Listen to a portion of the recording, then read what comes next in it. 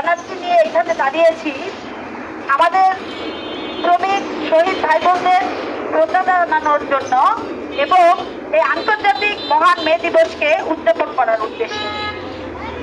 1886 সালে শিকাগোর হেয়ার মার্কেটে আমাদের শ্রমিক ভাই বোনরা 8 ঘন্টা কর্মঘণ্টা ট্রেড ইউনিয়ন করার স্বাধীনতা এবং সম্মানজনক মজুরির দাবিতে একটি আন্দোলন সংগঠিত করে এবং সেই আন্দোলনে বর্বর পুলিশি হামলায় অনেক শ্রমিক ভাই বোন নিহত হন, শহীদ হন, যাদের রক্তের বিনিময়ে আমরা আজকে এই দিনটি পেয়েছি।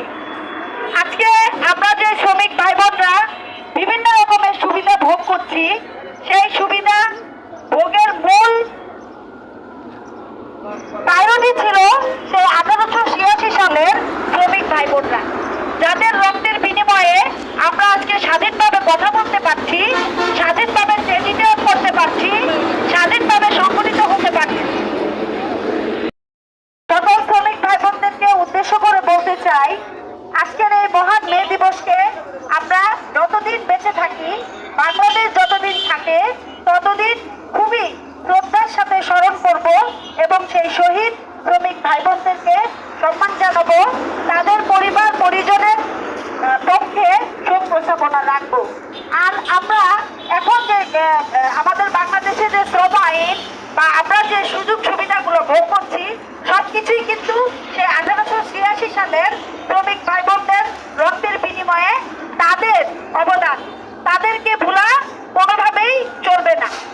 আজকের এই মহান মে দিবসে আমাদের সকল শ্রমিক ভাই বোনদেরকে জানাচ্ছি গভীর শ্রদ্ধা এবং ভালোবাসা, বিপ্লবী অভিনন্দন।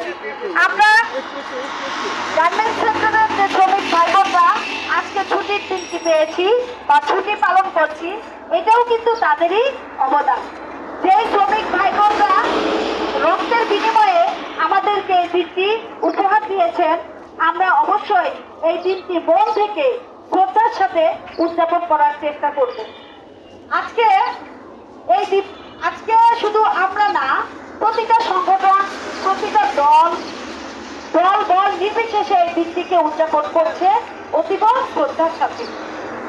আমরা এই দিনে আরো বলতে চাই, আগামীতে যত শ্রমিক আন্দোলন সংগঠিত হবে, সব শ্রমিক আন্দোলনের মূল হোতাই ছিলেন সে 1886 সালের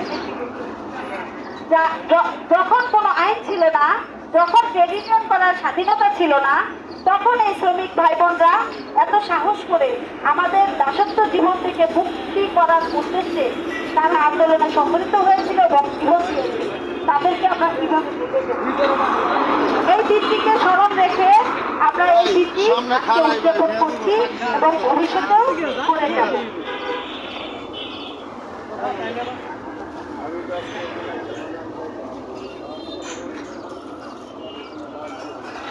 এখন আমাদের মাঝে আজকের এই দিনটিকে নিয়ে এবং আপনাদের উদ্দেশ্যে কথা বলবেন আমাদের জাতীয় শ্রমিক জোট গাজীপুর জেলা সভাপতি মাসুদ মন্ডল ভাই। মাসুদ মন্ডল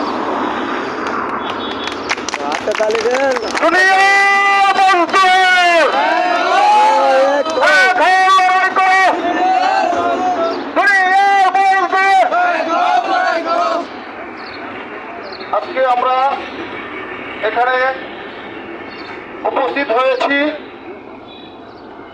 মূল বিষয়টা হচ্ছে আজকে আমাদের শ্রমিকদের অধিকার নিয়ে যে আলোচনা করার উন্মুক্ত দিন। আজকের দিনে যে যত শ্রমিকদেরকে প্রচার করতে পারবেন এবং শ্রমিকদের অধিকার বিষয় নিয়ে আলোচনা করবেন, সেই ক্ষেত্রে এটা আন্তর্জাতিকভাবে সংগঠিত হওয়ার জন্য একটা স্বীকৃতিমূলক পহেলা মে দিবস। এই মে দিবসে আমরা আমাদের শ্রমিকরা একত্রিত হতে পারি, সংগঠিত হতে পারি, যেখানে মালিক পক্ষের কোনো বাধা নেই, যেখানে কোনো রাষ্ট্রীয় বাধা নেই, যেখানে কারো কোনো আপত্তি থাকার কথা স্বপ্নও ভাবতে পারে না, কারণ এটা হচ্ছে আন্তর্জাতিক মে দিবস। আর এই মে দিবসে আমরা এই মে দিবস পেয়েছি অনেক রক্তের বিনিময়, অনেক কষ্টের বিনিময় এবং নির্যাতনের বিনিময়। দেখেন, আমরা যে আন্দোলন সংগ্রামগুলো করি সেটা হচ্ছে এই যে আমরা 18তে আন্দোলন হয়েছে, বেতন বেড়েছে, তারপর 23-এ আন্দোলন হয়েছে, শ্রমিকদের রক্তের বিনিময়ে বেতন বেড়েছে। কখনো কোনোদিন আন্দোলন সংগ্রাম ছাড়া বেতন বৃদ্ধি হয় নাই, এই বাংলাদেশে হবে না। এবং আমরা সবসময় দেখেছি রাষ্ট্র নামে একটা যন্ত্র আছে, সেই যন্ত্রটা এই শ্রমিকদেরকে নিপীড়ন করার জন্য সবসময় তারা উঠে পড়ে লাগে। এবং এই রাষ্ট্রীয় যন্ত্রগুলা আমাদের টাকায় চলে, আমাদের ট্যাক্সের টাকায়, আমাদের গ্রামের টাকায় এই রাষ্ট্র চলে।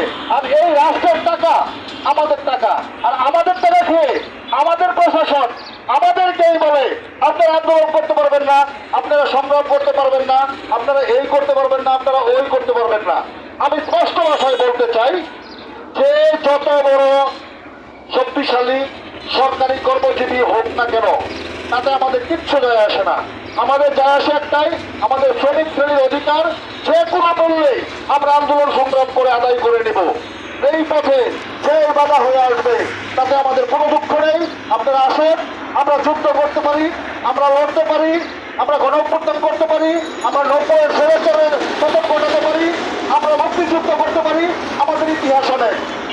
আজকে যেটা না বললেই নয়, সেটা হচ্ছে আমরা অনেকেই জানি না যে 90-এ এরশাদ সরকার, স্বৈরাচার এরশাদ সরকারকে পতন ঘটিয়েছে ইসকফ নামে একটি সংগঠন।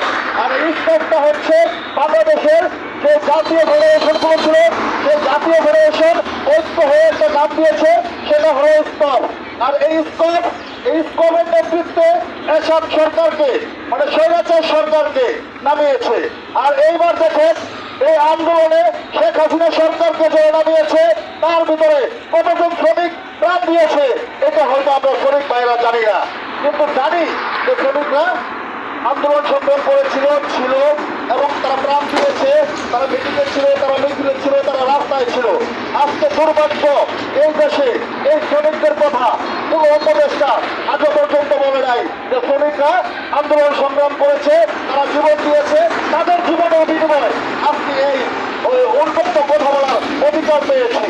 এবং যত ব্রিটিশ বলেন আর যাই বলেন, এই শ্রমিক আন্দোলনে সব সময় সরকার এই শ্রমিকদের বিরোধিতা করে, এটা তীব্র নিন্দা জানাই। কারণ আজও পর্যন্ত যেই শ্রমিকগুলা এই আন্দোলনে এবং মজুরি আন্দোলনে হত্যা হয়েছে, তাদেরকে গুলি করে রয়েছে, তাদের আজও পর্যন্ত তাদের কখনো বিচার হয় নাই এবং বিচারের আওতায় আনে নাই, সেটা দুঃখের সাথে প্রকাশ করতেছি। এবং প্রত্যেকটা আমাদের দাবি ছিল যে প্রত্যেকটা শিল্প অঞ্চলে একটা করে হাসপাতাল দেওয়ার, এবং তারা কথা বলেছিল যে হ্যাঁ আমরা দিব, আজও পর্যন্ত সেটা বাস্তবায়ন হয় নাই। এবং আমাদেরকে রেশনিং ব্যবস্থা করার কথা ছিল, আসলে সেটা করা হয় নাই। এগুলো আমাদের দাবি কেন? এগুলো তো আমাদের অধিকার। আজকে গার্মেন্টস শ্রমিকরা যখন রাত্রে 10টা বাজে ফ্যাক্টরি থেকে বাসায় যায়, তখন তো আসলে পৃথিবী নামক একটা শব্দ আছে, যেটা শব্দেও শ্রমিকরা দেখতে পারে না। যার জন্য আমাদের দাবি এই পৃথিবীর পণ্য রাত্রে 12টা পর্যন্ত রাখা হোক, যাতে শ্রমিকরা শ্রমিকের অধিকার অনুযায়ী নিতে পারে এবং তাদেরকে কাজ করে দিতে হবে। এগুলো আমাদের দাবি সবসময় করে আসছি। এবং সরকার যদি বোঝে যে না, এটা শ্রমিক বান্ধব দেশ, কেন শ্রমিক বান্ধব দেশ, আজকে আমাদের শ্রম দিতে হয় সৌদি গিয়ে, কাতার গিয়ে, ভুটান গিয়ে, অমুক রাষ্ট্র তমুক রাষ্ট্র, সেখানে আমাদের শ্রম দিতে হয় কেন? আমরা যেমন গার্মেন্টস সেক্টরে 85% এভিডেন্স আমরা আয় করি, আর কোন সেকশনে এত বড় এভিডেন্স নিয়ে আসে, এটা আমার আসলে বোধগম্য নয়। কারণ কেননা যেখানে আমি এখান থেকে সবচেয়ে বেশি প্রফিট করবো, সেখানে আমার নজর দিতে হবে। আজকে সরকার কখনোই এই শ্রমিকদের দিকে নজর দেয় না। এরা আজকে যে আমাদের কেন শ্রম আইন